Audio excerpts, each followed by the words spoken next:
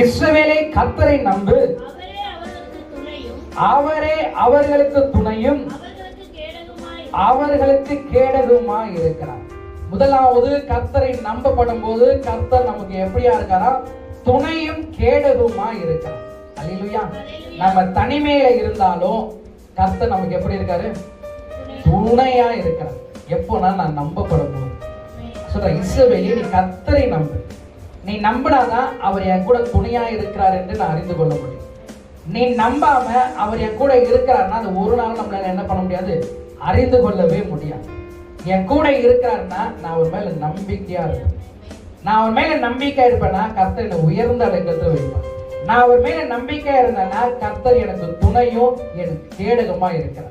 கேடகம் என்பது நம்ம எல்லாருக்கும் தெரியும். இந்த உலகத்துல வருகிற எல்லா ஆபத்துகளுக்கும் எல்லா விதமான சூழ்நிலைக்கும் அந்த கேடகம் என்ன பண்ணதுன்னா நம்மளை பாதுகாக்கிறதா இருக்கு.